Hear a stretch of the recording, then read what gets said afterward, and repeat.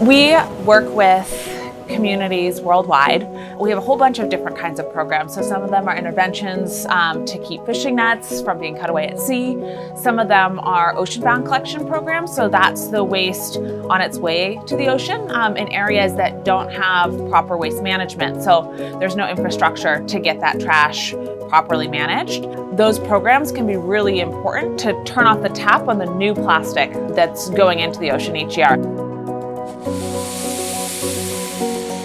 As part of our core values and our brand pillars, we look towards sustainability as a goal across the company.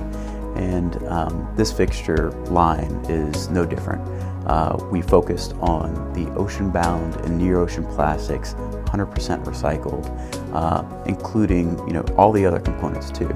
So any powder coat components, we have TGIC-free powder coat.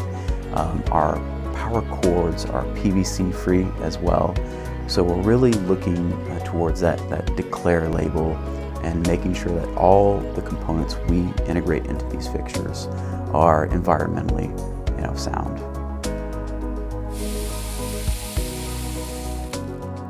Some of these resins are recycled from waste that's collected offshore.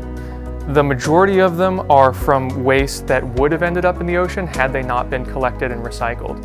And we can actually have a larger impact by targeting that waste stream because it's a lot more efficient to stop it before it ends up in the ocean than it is to try to collect it after it's already entered the ocean. OceanWorks is really focused on working with brands to help keep plastic out of the ocean. So when LightArt approached us about this project, we were really enthusiastic to see that they'd already incorporated some recycled content and recycled plastic and some really cool products that they'd built. So for us, that partnership was really well aligned. They're already invested in this as a brand, and we have the opportunity to grow that program together with them.